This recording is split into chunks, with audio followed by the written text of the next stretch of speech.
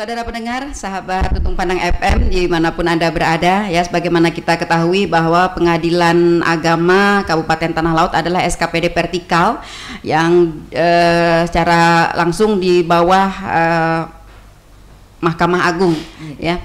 Namun demikian, tugas-tugasnya di kabupaten adalah untuk memberikan pelayanan terhadap kebutuhan-kebutuhan bagi masyarakat Kabupaten Tanah Laut, khususnya yang berkaitan dengan pelayanan di bidang peradilan agama. Baik, ada satu inovasi yang menjadi andalan dari Pengadilan Agama Kabupaten Tanah Laut, ya, yaitu pelayanan 3 in 1 gitu ya Bu, inovasi pelayanan 3 in 1. Nah, untuk ini penjelasannya Bu, apa saja yang disebut dengan pelayanan 3 in 1, bagaimana prosesnya, kemudian apa yang menjadi satu titik inovasi tersebut dengan pelayanan sebelumnya. Silahkan Bu Rahmatul Jana. Oke, okay. Terima kasih Bu. Assalamualaikum warahmatullahi wabarakatuh. Waalaikumsalam warahmatullahi wabarakatuh. Alhamdulillah ya Bu, kembali kita bersua dengan Pengadilan Agama Pelai Hari. Mungkin kami memulainya Bu dari pembangunan zona integritas sendiri di Pengadilan Agama Pelai Hari. Nah, saat ini kami melaksanakan perubahan baik mindset maupun culture set ya. Kemudian kami juga melaksanakan penataan tata laksana. Jadi prosedur kerja yang jelas ya. Jadi setiap pekerjaan ada prosedurnya yang jelas, SOP-nya ada ya. Kemudian juga kami melaksanakan sistem manajemen. Sistem manajemen di mana ada keterlibatan pimpinan dalam setiap kegiatan, khususnya tentang topoksi kami. Nah, kemudian juga ada penguatan akuntabilitas. Nah, di sana sumber daya kami tingkatkan melalui pelatihan, pendidikan. Nah, ada juga penguatan pengawasan dari atasan kami. Kemudian yang terakhir masalah penguatan pelayanan publik. Nah, untuk penguatan pelayanan publik ini kami melakukan inovasi-inovasi Bu. Nah, di sana di samping topoksi kami melayani menerima perkara kemudian menyelesaikan itu, kami melakukan inovasi supaya lebih meningkatkan kualitas pelayanan, lebih mempermudah juga mungkin ya Bu. Untuk mempermudah pelayanan, memangkas birokrasi namun tidak meninggalkan aturan-aturan yang berlaku. Untuk peningkatan kualitas pelayanan ini kami telah bekerja sama dengan pemerintah daerah Kabupaten Tanah Laut, dengan Bapak Bupati telah melakukan MOU juga. Nah, kemudian di bawah dinas-dinas di bawahnya, nah dengan Dukcapil, kemudian dengan kesehatan, nah kemudian juga dengan untuk kesehatan itu tadi masalah kesehatan reproduksi sebelum melaksanakan dispensasi. Kemudian juga dengan Basnas. Nah, kemudian juga dengan dinas sosial juga ada. Nah, kemudian juga dengan ini yang titiknya kita tadi yang dengan Dukcapil yang 3 in 1 itu. Kemudian apa yang dimaksud dengan 3 in 1 itu? Nah, itu adalah suatu layanan inovasi Pengadilan Agama Pelai Hari di mana dalam satu layanan kita dapat 3 produk resmi. Jadi di sana setelah kita cerai ya Ibu ya, keluar akta cerai, kemudian KTP juga. Nah, kemudian juga ada kartu keluarga. Jadi dalam satu layanan ada 3 produk resmi ada ya yang didapat. Jadi begitu Bu, secara singkatnya. Prosesnya Bu, proses untuk mendapatkan 3 layanan ini dari awal, ini di mana nih inovasinya atau kemudahannya atau keistimewaannya dari layanan kita yang terdahulu begitu? Ya, kami bekerja sama dengan Dukcapil, data yang terintegrasi. Kalau yang dulu kita mengajukan cerai, baik permohonan, gugatan, setelah berkekuatan hukum tetap maka terbitlah akta cerai. Nah, mereka pulang membawa akta cerai itu. Tapi sekarang mereka tidak hanya membawa akta cerai, kan? Mereka membawa KTP dan kartu keluarga yang sudah terubah statusnya. Yang dulu kan kawin. Nah, sekarang sudah berstatus janda, hidup umpamanya. Kemudian kartu keluarga yang sudah terpisah, ya. Jadi satu kegiatan mereka tidak perlu bolak-balik ya ke Dukcapil. Seperti itu. Oke, prosesnya Bu dari awal kita mengajukan gugatan, berapa lama, berapa tahapan begitu sehingga selesai di ketiga dokumen ini? Ya kalau masalah mengajukan kita seperti biasa mengajukan permohonan, ya, mengajukan permohonan di meja informasi. Nah, terus melengkapi persyaratan-persyaratan. Nah, terus kita juga bikin gugatan yang dibantu dalam Puspakom. Kemudian ada. Nah, itu dapat 1 hari atau beberapa hari? Bisa 1 hari ya? Selesai 1 hari. Oke, yang penting persyaratannya dibawa gitu. Oke. Kemudian bayar, karena layan kami sudah terintegrasi Bu dalam satu PTSP kan, pelayanan terpadu satu pintu. Di sana ada layanan bank dan layanan pos, jadi bisa langsung. Begitu, ya. Nah, kemudian tadi. Kemudian setelah didaftarkan kita masih menunggu panggilan untuk sidang. Oh iya, nah ini berarti ada jeda ya Bu ya? Iya. Dijadwalkan dulu oleh Pengadilan Agama. Ya, nanti akan ada panggilannya begitu. Oke, lanjut Bu. Nah, dalam proses nanti dalam paling pemanggilan, paling lambat 3 hari kerja kami harus memanggil untuk bersidang. Ada target yang harus dicapai ya Bu, 3 hari. Ya, kan ada acaranya Bu. Oke, mutlak terpenuhi ya Bu. Ya. Nah, untuk proses ini harus terpenuhi. Karena Ibu Panmutar Gugatan berhadapan langsung dengan masyarakat. Jadi Ibu Raudah dan tentu ada petugas juga di PTSP yang membantu beliau. Silakan kepada Ibu untuk menjelaskan bagaimana proses dari berperkara gitu ya Bu. Dan sampai ada inovasi yang terinovat tadi. Silahkan Bu Raudah. Untuk pengajuan gugatan sendiri kan salah satunya mungkin gugatan cerai. Jadi pemohon atau penggugat itu, kalau penggugat kan istilah untuk perempuan, kalau pemohon itu istilah untuk laki-laki. Jadi kalau laki-laki itu mengajukan permohonan cerai talak, kalau perempuan itu mengajukan perkara cerai gugat. Jadi ketika mereka mengajukan gugatan atau permohonan tadi, didaftarkan dulu di Pengadilan Agama Peleihari. Proses pendaftarannya seperti yang Ibu sampaikan tadi, ada proses pembayaran, kemudian ada verifikasi kelengkapan berkas. Kemudian setelah didaftarkan ditentukan hari sidangnya. Kalau boleh dirincikan Bu, persyaratan-persyaratannya agar masyarakat kita ini ketika datang nanti ke pengadilan ini sudah bawa gitu, jadi tidak bolak-balik lagi begitu. Iya. Kalau untuk persyaratan perceraian itu sedikit aja Bu, yang penting punya buku nikah atau duplikatnya dan identitas diri. Itu aja. Buku nikah ini sama berarti ya, apakah itu sebagai penggugat ataukah pemohonnya? Iya betul sama. Laki-laki dan perempuan sama. Tidak ada keterangan RT gitu? Tidak ada Bu. Paling KTP ya yang KTP sudah cukup mewakili. Seperti itu. Setelah didaftarkan ini tadi paling lama 3 hari katanya Bu Rahmatul ya, 3 hari ada panggilan. Nah, setelah ada panggilan itu biasanya yang normal mungkin ya, karena kasus per kasus ya, ada hal-hal yang tidak normal mungkin. Ini kalau yang normal itu berapa kali sidang? Untuk biasanya Bu ya, kalau di Pengadilan Agama Peleihari itu rata-rata 1 kali persidangan kemungkinan sudah selesai. Tapi ada juga yang sampai 2 kali, 3 kali, tergantung proses persidangannya. Oh begitu. Kalau misalnya kedua pihak hadir, itu kami ada upaya mediasi dulu.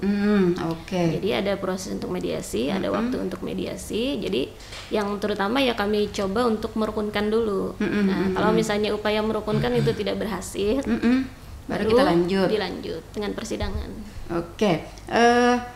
Mediasi ini berarti dengan persidangan itu waktu terpisah Ibu? Terpisah. Jadi berarti ada 1 hari untuk mediasi begitu ya? Bagian dari persidangan tapi terpisah gitu. Jadi setelah sidang pertama misalnya kedua pihak hadir, kemudian ada langkah untuk mediasi. Jadi dimediasi dulu oleh hakim mediator. Mungkin dia perlu beberapa hari. Bisa juga misalnya sampai ya paling lama biasanya kami 30 hari. Oh begitu, setelah mediasi ya, memikir-mikirkan begitu. Di dalam mediasi unsur yang terlibat siapa aja selain daripada kedua belah pihak dan dari pengadilan agama sendiri? Kalau yang terlibat di dalam mediasi itu yang pertama tadi kedua pihak, kemudian ada dari kami mediator. Mediator ini bisa dari hakim, bisa dari luar hakim. Nah, jadi terserah si pihaknya untuk memilih. Kalau mau dari hakim mediator kami boleh, gratis. Kalau dari misalnya mau mediator dari luar juga bisa. Oh begitu. Terus dari pihak keluarga atau saksi atau apa gitu, kerabat dekat atau apa gitu? Itu tergantung proses mediasinya. Kalau misalnya di dalam proses mediasi mereka itu ingin ada pihak keluarga yang terlibat atau mau dihadirkan, itu bisa saja. Atau bisa saja terjadi di persidangan. Oh begitu. Persidangan kan tadi hanya 1 kali persidangan ya Bu? Ada yang 1 kali persidangan. Oh ya, anggapnya yang paling gampang gitu ya. Sudah sepakat gitu, tidak bisa tidak bisa diperbaiki lagi. 1 kali persidangan. Kalau misalnya dalam persidangan pertama ada hal-hal yang meragukan gitu ya, meragukan. Ini misalnya nih pihak perempuannya memang pengen cerai gitu, tapi pihak laki-lakinya tidak mau gitu. Nah, ini upaya apa nih yang dilakukan Bu dalam layanan pengadilan agama? Ya itu tadi, kalau misalnya memang namanya gugatan ya, mungkin ada satu pihak yang ingin bercerai, tapi satu pihak lain mungkin tidak. Tapi ada yang keduanya memang ingin bercerai. Ketika kita melihat itu tadi ada yang pihak ingin bercerai, ada yang tidak, maka kita upayakan optimalkan upaya mediasi kita. Mediasi lagi, berarti mediasi bisa beberapa kali ya Bu ya? Bisa. Di awal mungkin sekali begitu ya. Ketika persidangan ditemukan lagi hal-hal yang masih belum sinkron gitu, bisa mediasi lagi begitu. Di dalam persidangan pun hakim tetap upaya merukunkan, walaupun di luar mediasi, jadi hakim itu tetap berkewajiban untuk merukunkan kedua pihak. Oke, begitu. Kalau misalnya sama-sama bersikeras gitu ya, ada hal-hal yang merasa krusial gitu, bisa menghadirkan saksi gitu Bu, atau pada hari itu atau nanti pada hari berikutnya? Itu tergantung persidangan Bu ya. Jadi kalau misalnya kan ada tahapan-tahapan persidangan. Setelah mediasi misalnya tidak bisa dirukunkan atau tidak berhasil, kita lanjut ke jawab menjawab. Setelah jawab menjawab baru pembuktian. Nah, di dalam pembuktian itu akan ada bukti-bukti, saksi-saksi yang mau dihadirkan. Nah, di situ kesempatan dia untuk memberikan itu. Jadi pelayanan pertama ini di pihak penggugatan perceraian selesai. Apakah saat itu juga keluarnya 3 dokumen penting ini tadi Bu? Jadi setelah putus tadi ya Bu ya, bagi yang hadir itu ada waktu namanya upaya, bisa mengajukan upaya hukum ya, apakah dia keberatan banding umpamanya. Nah kalau yang tidak hadir perlawanan Nah jadi kalau bagi yang yang hadir tadi kan langsung bisa dihitung 14 hari, hari ke-15 berkekuatan hukum tetap. Nah di situ akta cerai sudah bisa keluar. Nah, kemudian yang tidak hadir, nah tadi perlawanan. Kalau memang dia memang tidak mengajukan perlawanan, maka setelah diberitahu, biasanya kan diberitahukan Nah 14 hari setelah diberitahukan, keluarlah akta cerai. Nah di situ Bu, nah di situ akta cerai keluar itu kan sudah berkekuatan hukum tetap. Nah di situ data terintegrasinya kami yang bekerja sama dengan Dukcapil itu. Ibu, ketika pasangan itu bercerai begitu ya, di awal tadi kan kita sidangnya memutuskan sahnya perceraian gitu ya, sahnya perceraian. Kita belum tahu kan nanti akan ada gugatan lagi yang masalah pengasuhan anak ya, dan lain-lain begitu. Nah ini kan sudah terbit nih KTP KK gitu ya, akta cerainya. Akta cerai kan tidak akan berubah. Nah terus di kartu keluarga, ketika nanti di sidang yang kedua gugatan anak, asuh anak, ternyata anak itu misalnya ikut kepada ibunya atau ikut kepada bapaknya, sedangkan tadi di kartu keluarga kalau ibunya kan sudah terbit nih kartu keluarganya, tidak masuk anak. Bagaimana ini Bu upaya lainnya? Kalau masalah tadi gugatan harta ya Bu ya, gugatan anak Bu. Gugatan anak. Hadanah mungkin itu belah. Nah di hadanah. Biasanya kalau anak itu masih berusia 13 tahun, artinya itu ibu yang mengasuh. 13 tahun ke bawah. Ya, 13 ke bawah ya, ya 13 ke bawah ya. Yang balik itu ibu yang mengasuh, diberi hak mengasuh. Oke. Nah, itu Bu. Nah, kalaupun seumpama dengan anak ya Bu ya, ikut di dalam kartu keluarga itu dengan bapaknya seperti itu mungkin lah. Nah, biasanya putusan pengadilan itu yang telah umpamanya melimpahkan hak dana itu kepada ibu, nah dibawalah ke Dukcapil. Berarti harus diperbaiki lagi begitu ya, dimasukkan anak-anak dilaporkan, tadi. Putusan pengadilan itu. Oke. Kalau menurut hukum acaranya Bu atau peraturan yang berlakunya, anak yang di bawah 13 tahun itu serta mertakah masuk ikut ibu atau bagaimana? Ya kan kalau yang menurut ketentuannya seperti itu, yang hukum Islam kita seperti itu. Cuman kan ada hal-hal tertentu, seperti misalnya ibunya tidak bisa mendidik dengan baik atau bermasalah atau jadi suami bisa mengajukan pemeliharaan anak ke pengadilan agama. Ataukah ada misalnya ini perjanjian secara lisan, mungkin Bu, perjanjian secara lisan, apakah itu bisa dipakai sebagai sebuah dasar untuk melakukan sidang hak asuh anak lagi gitu? Perjanjian secara lisan itu kalau memang tidak otentik aslinya, itu sulit juga dibuktikan ya. Kalau ada mengelak artinya, mungkin seperti itu. Soalnya begini, ada kasus dulu pernah ya jadi suami istri gitu ya,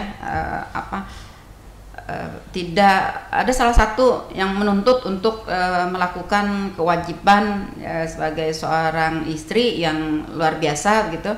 Nah, kalau tidak berhasil melakukan apa yang diminta oleh suaminya begitu, kita akan berpisah dan anak akan ikut saya begitu. Siapa yang tidak berhasil melaksanakan kewajibannya begitu.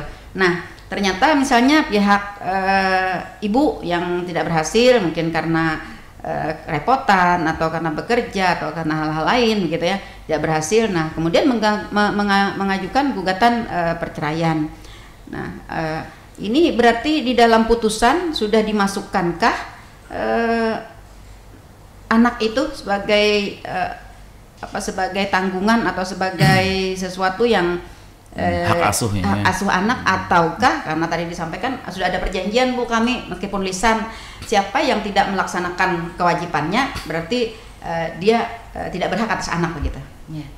Kalau dalam perceraian itu sesuai apa yang dituntut ya Bu ya, yang diminta dalam petitum itu. Kalau cuma hanya perceraian, maka hakim akan menyelesaikan masalah perceraiannya aja.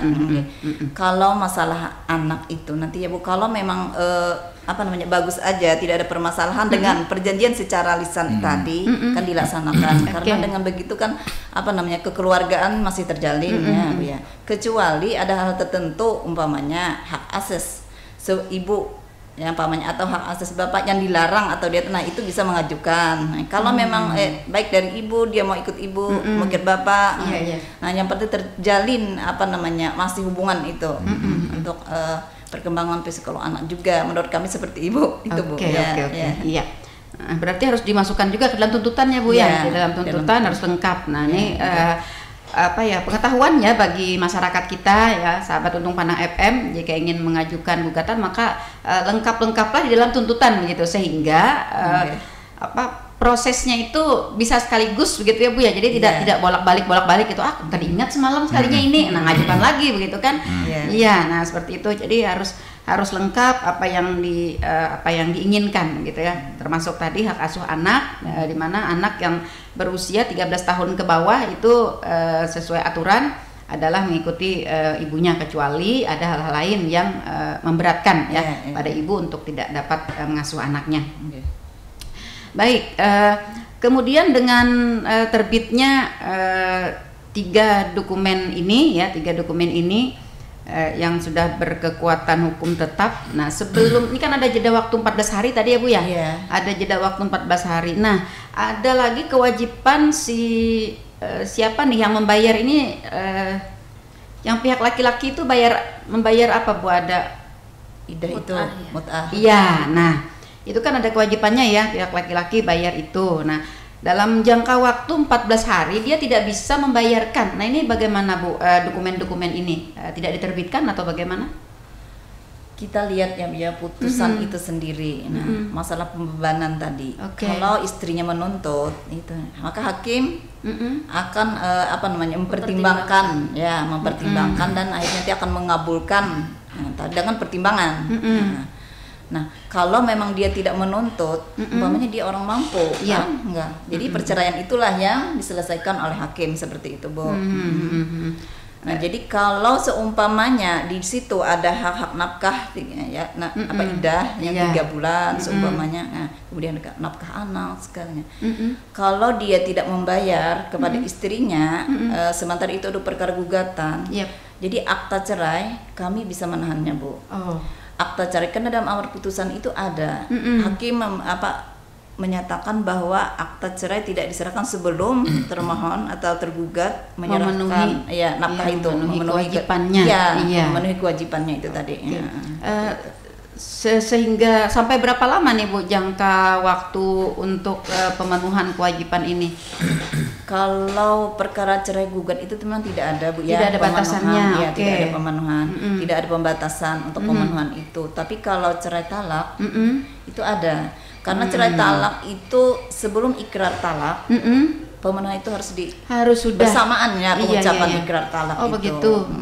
Kalau dia belum memenuhi, berarti belum bisa diucapkan ikrar talak. Diikrarkan. Nah, dalam kondisi seperti ini, Bu, misalnya berlarut-larut karena ia tidak bisa atau karena tidak ingin begitu ya memenuhi itu tadi. Nah, lalu apa nih Bu upaya dari pengadilan agama untuk mempercepat, karena kan nanti akan bisa terjadi sesuatu dan lain hal ya di dalam tenggang waktu itu gitu.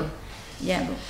Hakim seumpama dia tidak hadir atau hadir pun lah saat itu dia belum bisa membayar, tidak bisa mungkin kemampuannya. Kemampuannya dia bisa mediasi istilahnya dengan istrinya, melaksanakan kesepakatan dengan istrinya, berapa dia mampu untuk membayar dengan jadi secara kekeluargaan diurus.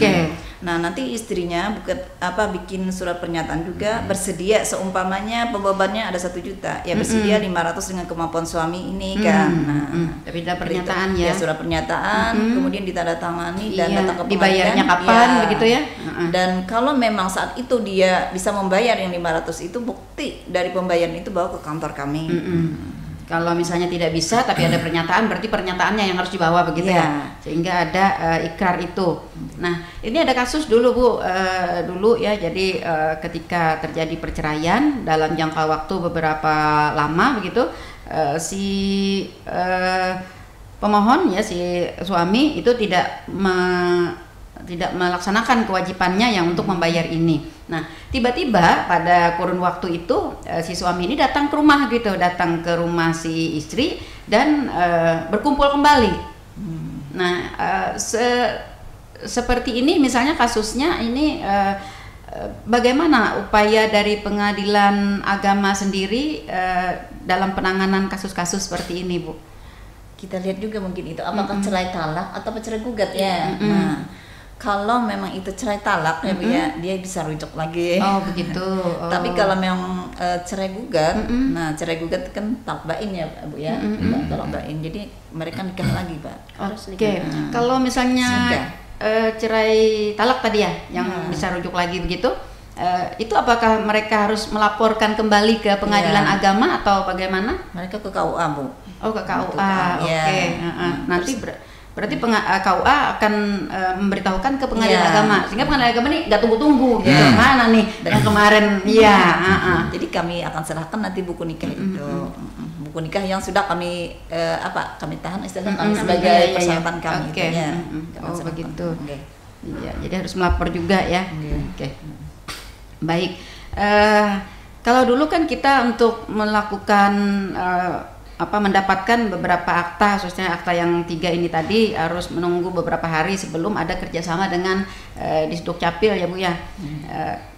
Kemudian ini misalnya untuk masyarakat kita yang berada agak jauh mungkin ya Bu ya, agak jauh, anggaplah dikintab pulang ke desanya apa sih yang paling jauh, Salaman ya? Riam Adungan. Riam Adungan, oh benar, iya.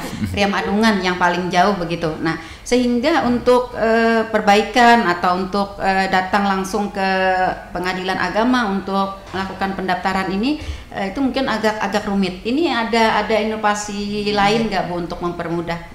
Iya Bu. Tadi sebagaimana kami katakan tadi, kami beberapa inovasi. Itu untuk yang jauh jaraknya kami ada pendaftaran penerimaan perkara. Itu kan untuk yang perkara yang seperti di Riam Adungan, Tadian Kintab, di Asam-Asam. Jadi kami turun ke desa, turun ke Seda untuk memberikan pelayanan hukum kepada masyarakat. Dan kami juga mengikuti manunggal. Yang bersama dengan jadi setiap ada manunggal kami ada pelayanan di sana, pelayanan di desa. Ya, di desa-desa. Jadi tim kami juga hadir ke desa-desa untuk melayani masyarakat. Iya. Pada saat MTP atau mungkin pada saat-saat tertentu sesuai dengan jadwal dari pengadilan agama ya. Dan kami juga melaksanakan sidang di luar gedung, Bu. Oh iya. Ya, seperti tadi kan berlanjut dengan sidang. Penerimaan perkara ke desa, ke tiap kecamatan, sebenarnya kami lanjutkan dengan persidangan di luar gedung tersebut. Jadi kami yang mendatangi mereka. Iya, bagus. Jemput bola. Berarti bisa seperti itu ya, Bu ya. Sekarang ini kami sudah melaksanakan sekitar 65 perkara ya Bu ya. Yang di luar kantor begitu. Yang di luar kantor untuk tahun ini aja, untuk tahun dari Januari sampai Maret ini sudah banyak perkara. Jadi iya. Lumayan banyak nih ya, 66 sudah. Bukan lumayan lagi, ini sebuah hal yang luar biasa dalam kurun waktu 3 bulan begitu. Kalau dibagi rata-rata nih 1 bulannya hampir 20-an ya, 20-an, 25-an gitu ya. Artinya pengadilan agama setiap hari ya selalu ada sidang. Begitu kan ya? Jadi kami sidang untuk di kantor itu Senin sampai Kamis. Hari Jumat kami sidang di luar gedung. Ada penentuan waktunya ya. Iya, gitu. Jadi kan SDM-nya sendiri Bu di pengadilan agama banyaknya perkara ini. Nah, ya itu karena keterbatasan juga kami jadi merangkap juga. Hakimnya cuman 4 ketua. Tambah ketua dan wakil. Nah, jadi kami di perkaraan yang membantu. Masalah koordinasi kan. Ya, masalah administrasi perkaranya. Jadi kami yang membantu. Gitu. Setiap persidangan itu harus lengkap kan unsur-unsurnya ya Bu. Misalnya ada hakimnya, ada paniteranya, ada siapanya lagi gitu. Panitera pengganti. Panitera ya. Dan kami juga melaksanakan penyerahan produk langsung Bu kepada pihak. Seumpama kami melaksanakan sidang di luar gedung, isbat nikah Nah, hari itu pun kami bisa melaksanakan produk kami langsung. Jadi kami membawa peralatan ke kecamatan-kecamatan. Iya, luar biasa. Jadi kantor pindah sementara gitu. Markas sejalan. Iya, markas berjalan begitu.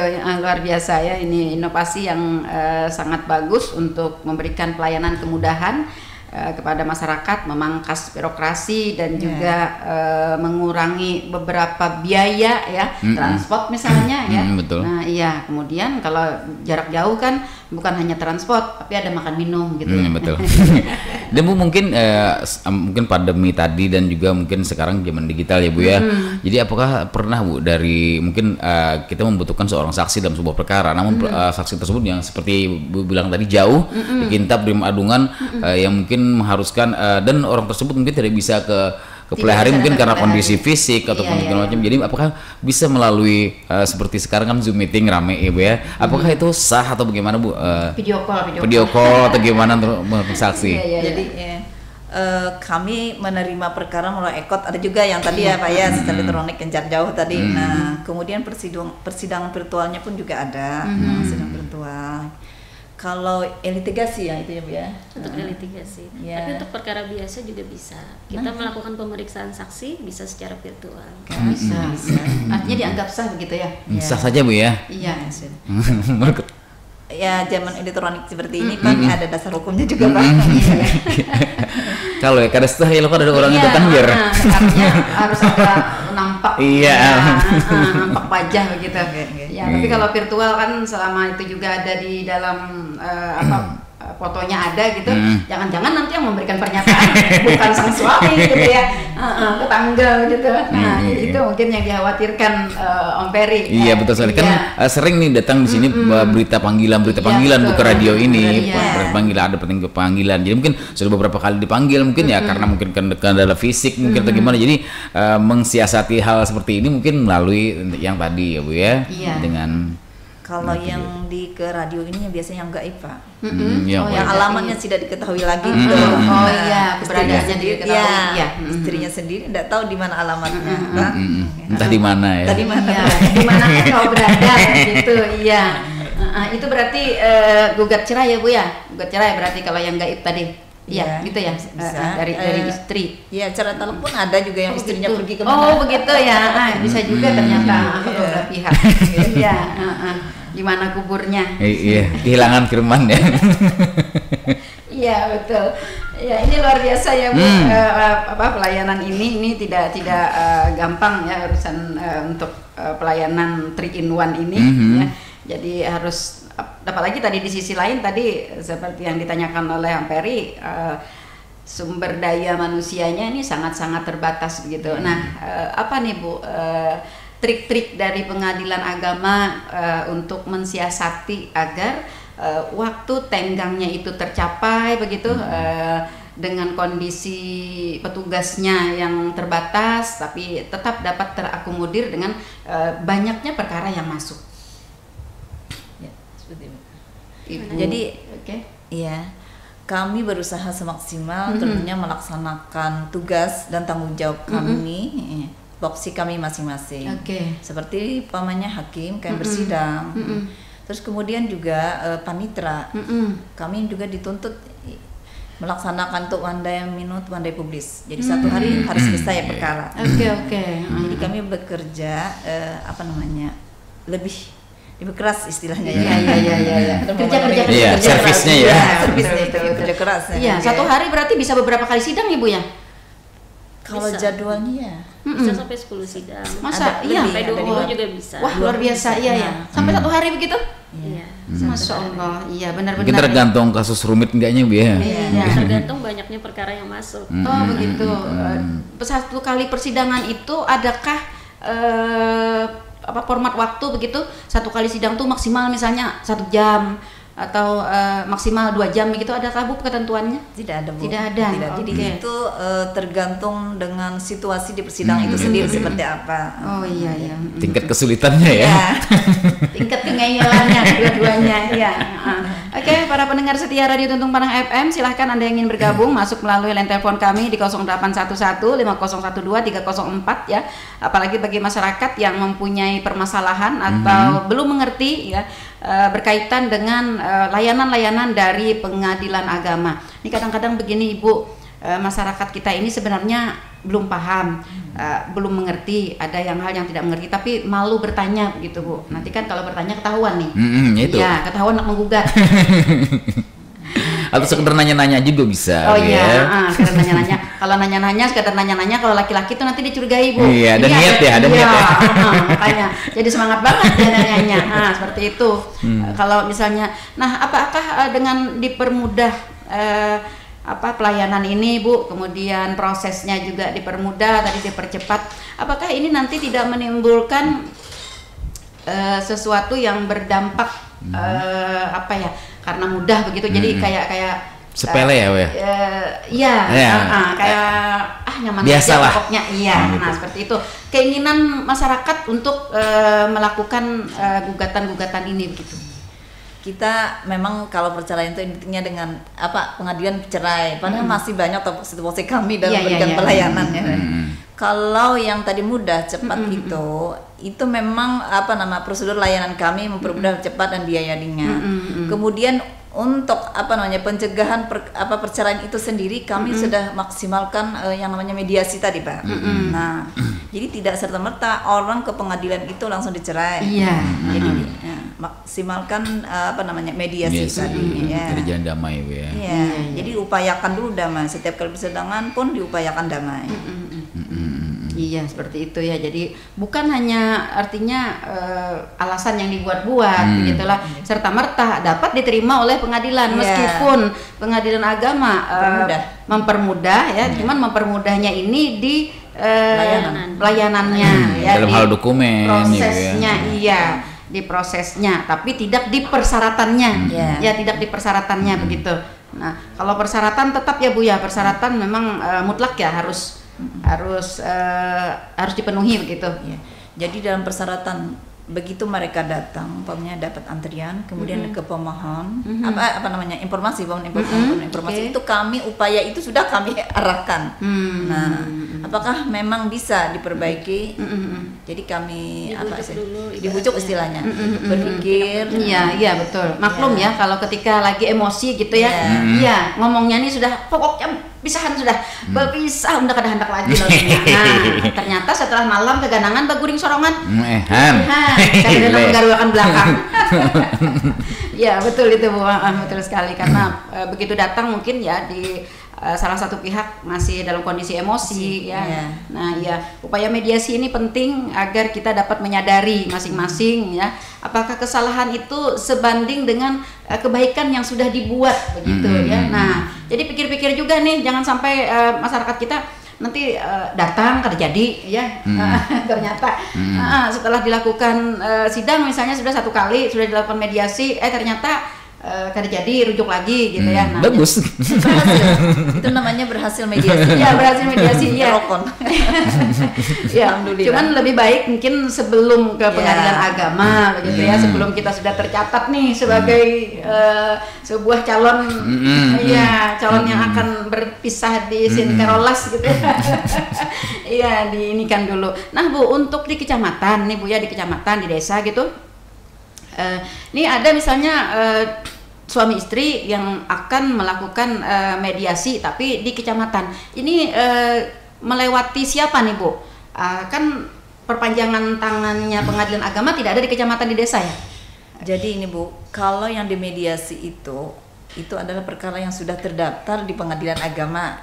Berarti kewenangan pengadilan agama. Ya, sudah terdaftar yang masuk. Jadi itu ada tahapan mediasi. Ya, kemudian yang mereka belum masuk meminta persyaratan, biasanya kami juga menyarankan bisa ditunda dulu, misalkan damai keluarga. Kalau memang tidak bisa baru kita ini persyaratannya.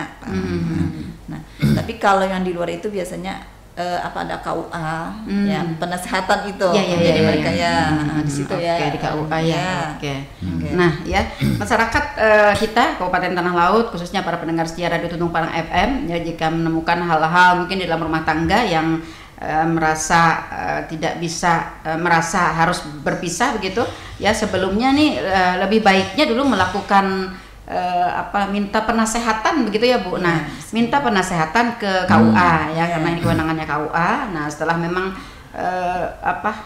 tidak bisa juga begitu, baru ke pengadilan agama. Jangan serta-merta nih lagi emosi-emosinya gitu ya, datang ke pengadilan agama, minta persyaratan, belum hendak bercerai.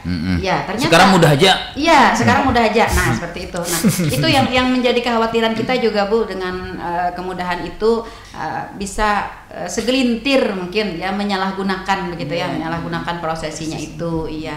Nah, seperti itu. Padahal itu sebenarnya untuk tertib administrasi mungkin ya Pak. Ya, membantu masyarakat juga ya dalam hal mengurangi biaya, tenaga Iya, di samping itu juga mengurangi mobilitas juga begitu. Tadi kan bicara kemudahan ya Bu, keuntungan dari implementasi dari inovasi ini Bu ya. Jadi apakah ada kesulitan nih Bu, selain kita membicarakan kemudahan, keuntungan. Jadi selama ini apakah ada dari perjalanannya aplikasi ini, inovasi yang sudah dilaksanakan ini, ada kendala-kendala yang terjadi? Ini di launching mulai kapan kemarin Bu 3-in-1 ini? Ya kemarin itu waktu MOU-nya Pak ya, di bulan September ya. September 2020 ya. Nah, ya dari bulan September dengan sekarang gitu ya, perjalanannya seperti apa? Yang ada memang ada Bu. Masyarakat itu kadang tidak membawa KTP kan begitu, Iya. ya ditukar KTP, terus apa namanya kartu keluarga tidak ada. Nanti Bu, nanti kami yang ngurus, bisa aja kami ngurus. Nah ternyata berlarut-larut mereka ini. Nah Iya, iya, seandainya mereka membawa KTP, kartu keluarga bisa langsung nanti karena data yang terintegrasi dengan Dukcapil tadi mereka bisa bawa pulang 3 dokumen langsung. Oke. Karena seperti itu. Atau nanti saja Bu, urusan itu nanti kami. Gitu. Dengan pengadilan agama dengan sinergi dengan Dukcapil sendiri Bu bagaimana Bu? Lancar? Alhamdulillah. Karena biasanya kan ada operator Bu ya. Mungkin operatornya terlambat atau lama, enggak stay di tempat ya. Jadi alhamdulillah berjalan lancar aja. Walaupun ada ya sedikit tidak begitu lama. Karena mereka dalam proses sedang. Oke, ada yang spesial mungkin operatornya ditunjuk yang untuk berlink dengan pengadilan agama. Dan ada beberapa waktu yang lalu rasanya di Dukcapil mendapatkan predikat terbaik betul. begitu ya. Ini juga adalah keterlibatan dengan pengadilan agama atau pengadilan agama yang Silakas itu Bu ya, Silakas ya kalau tidak salah dari Dukcapil itu ya dapat penghargaan. nah itu juga ada. WWK juga kan Dukcapil sudah juga. Oke. Nah, lalu Bu, dengan adanya pembangunan zona integritas tadi seperti dikatakan Ibu. Lalu untuk proses-proses pengaduan, persidangan, mediasi dan lain-lain itu selain daripada biaya perkara yang wajib tadi, adakah biaya yang lain, Bu? Jadi kalau masalah biaya itu memang sudah ditentukan ya, ada dasar hukumnya. Oke, itu yang wajib ya. Kalau yang tidak wajib itu tidak ada Bu. Tidak wajib itu tidak ada. Kalau untuk pendaftaran itu untuk ATK perkara memang sudah ada ketentuan ya, ketentuan 75.000 perkara. Per perkara. Ya, kalau biaya panggilan sudah ada juga SK-nya. SK-nya jadi resmi yang kerjasama dengan pengadilan pengadilan negeri ya Bu ya, pengadilan negeri. Nah, sudah dibuat oleh ketua dan itu sudah resmi semua. Jadi tidak ada pungutan-pungutan. Tidak ada pungutan lagi dari 3 dokumen yang dibuat ini tadi? Iya, tidak ada lagi. Gratis berarti gratis. Oke. Dalam hal si penggugat atau si pemohon merubah jadwal sidang, dikenakan dandakah atau bagaimanakah? Tidak Bu. Iya, misalnya ternyata saya kada bisa Bu hari Selasa karena Selasa itu saya talk show. Hari berikutnya nggak bisa lagi, hari berikutnya nggak bisa lagi. Apakah ada blacklist Bu? Enak aja, diangkat dia gitu ya. Iya, bagaimana nih Bu? Ada kasusnya kah pernah seperti itu? Jadi Majelis Hakim sudah membuat jadwal persidangan betul, kalender. Nah, kalau memang berhalangan ada penggeseran gitu. Ya, ada surat resmi, tapi Majelis Hakim tetap bersidang Bu. Mungkin ada penundaan, nanti dipanggil lagi. Nah, seperti itu anunya. Oh begitu. Iya, ditunda lagi alasannya. Kalau memang sakit surat dokter kan dikirim atau kalau memang ada keperluan mendesak surat tertulis atau ditelepon juga bisa ya. Oke. Yang penting ada pemberitahuan ya. Ada bentuk pemberitahuan untuk penundaan jadwal, untuk penundaan atau perubahan jadwal sidang ya. Dimajukan atau dimundurkan gitu ya, boleh ya. Hakim tetap bersidang dengan sesuai jadwal tadi, cuman itu orangnya nggak ada, nanti ada penundaannya lagi. Ditunda aja Bu. Begitu. Ya ada penundaannya lagi. Yang menghadiri nanti siapa?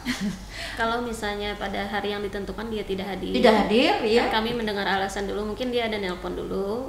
Jadi nanti hakim yang menentukan, oh berarti kita tunda sampai tanggal sekian misalnya. Dipanggil lagi. Iya. Diberitahukan tanggal sekian sidang. Oke, iya betul. Bisa oke aja hakimnya Bu ya. Iya, itulah dilematisnya gitu ya, dilematisnya. Nah, pernahkah terjadi sebuah kasus mungkin Bu atau kejadian ya atau kesalahan gitu ya dalam pelayanan dari pengadilan agama, misalnya nih ketika dokumen itu terbit begitu salah nama atau salah alamat atau salah apa begitu? Ya bisa Bu. Karena kebanyakan ya. Iya. Datanya dari buku nikah sendiri kan bisa salah juga. Jadi kami menginput dari data buku nikah yang itu kan bisa salah. Jadi itu ada nanti upayanya ya perbaikan, identitasnya perbaikan ada, bisa apa. Kemudian masalah pengetikan kami juga pernah kan, cuman pernah ada salah pengetikan dan kami buatkan surat keterangan bahwa itu ya kesalahan pengetikan yang benarnya seperti ini loh. Atau diperbaiki hari itu juga gitu atau nanti dia ngurus sendiri ke Dukcapil? Bisa hari itu juga. Bisa hari itu juga. Jadi asalkan dia lapor ke pengadilan agama, nanti kita bantu. Setelah keluar misalnya ternyata setelah dibaca gitu ya. Ada salah. Iya, ada salah itu mengklaim iya. Nah, maksud saya begini agar masyarakat kita yang sudah menggunakan layanan dari pengadilan agama sebelum pulang gitu ya untuk meneliti kembali. Ya. Nah, meneliti kembali dokumen-dokumen yang sudah diterima, khususnya yang 3 dokumen ini tadi ya, agar tidak terjadi bolak-balik gitu, sudah sampai ke rumah hanya tahu, nah sekalinya salah ngarannya, nah yang mestinya Sumarno, Sumarni, iya, Ferry Setiawan jadi Ferry Irawan, nah akhirnya kan ke Jakarta. Gitu. Iya, jadi ini masyarakat kita juga harus lebih hati-hati seperti ini. Nah, mungkin juga upaya dari pengadilan agama juga memberikan wanti-wanti juga ya, peringatan juga. Ini Bu dokumennya, atau ini Pak dokumennya, tolong dibaca dulu begitu ya. Nah, dibaca dulu di sini begitu, sehingga kalau ada kesalahan kita bisa perbaiki hari ini juga begitu. Iya.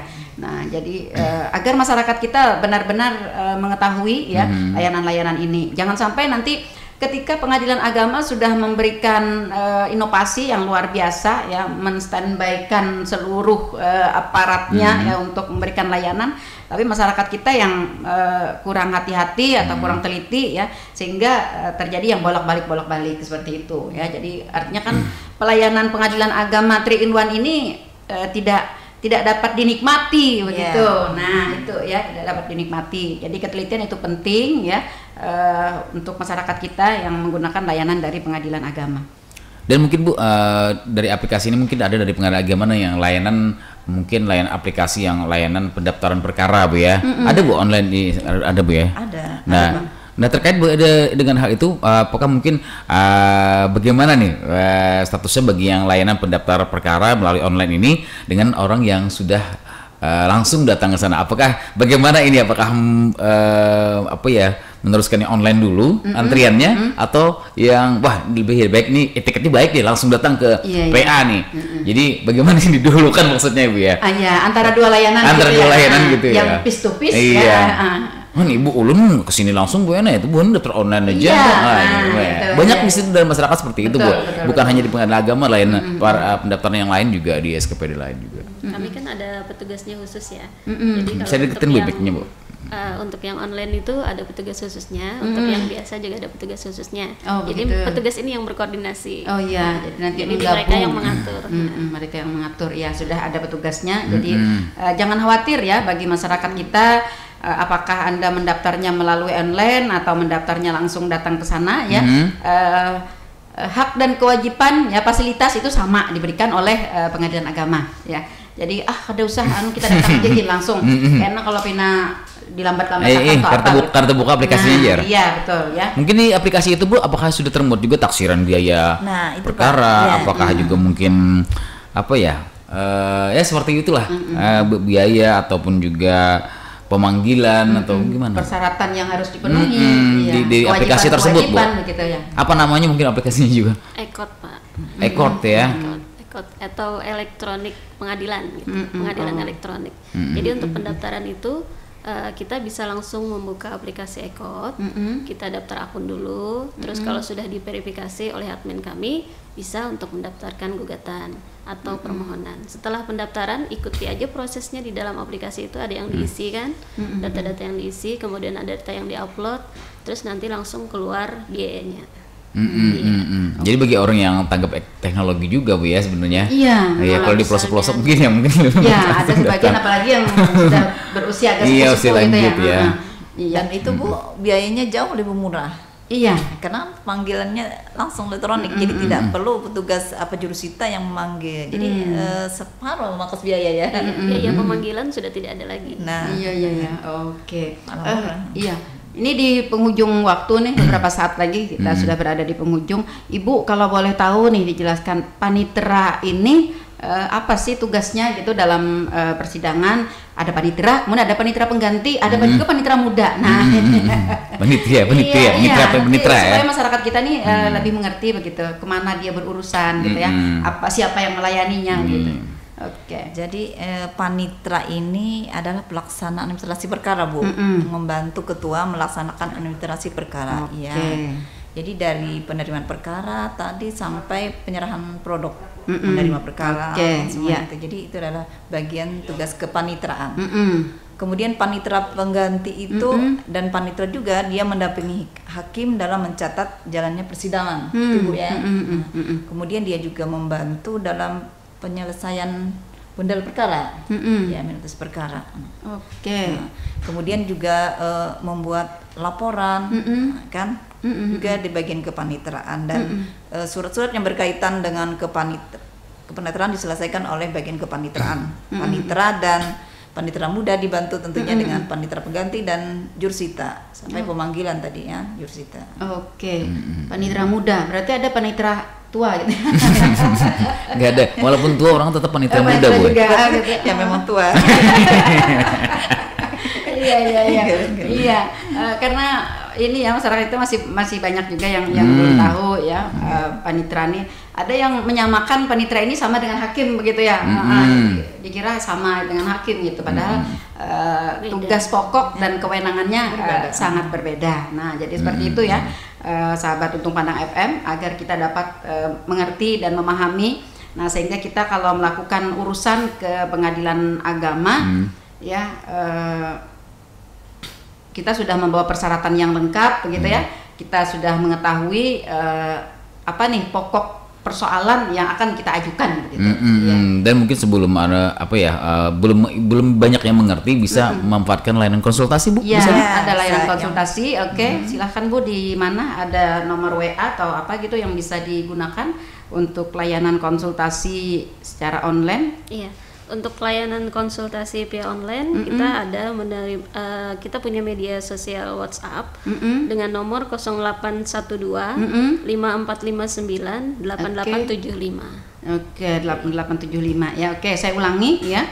Bagi masyarakat yang ingin berkonsultasi ya, Pengadilan Agama Kabupaten Tanah Laut menyediakan layanan melalui WhatsApp di nomor 0812 5459 887 8875. Ya. Jadi kalau hanya ada yang ingin ditanyakan ya, Bapak Ibu ya, tidak usah datang ke pengadilan agama, cukup di WhatsApp aja begitu ya.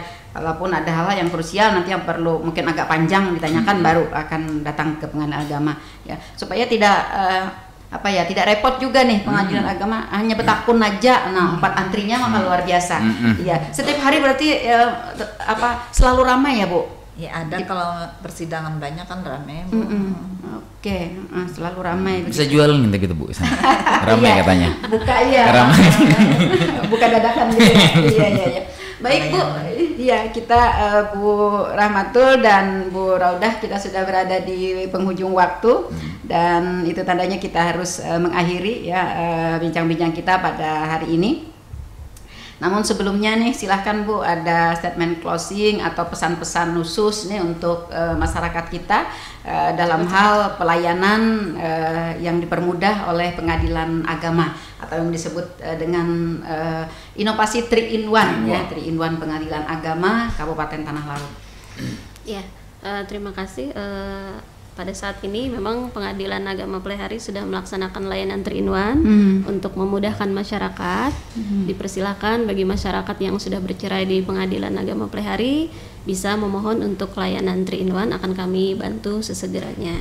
Kemudian Pengadilan Agama Peleihari juga sudah melaksanakan pembangunan zona integritas menuju wilayah bebas dari korupsi dan wilayah birokrasi bersih dan melayani.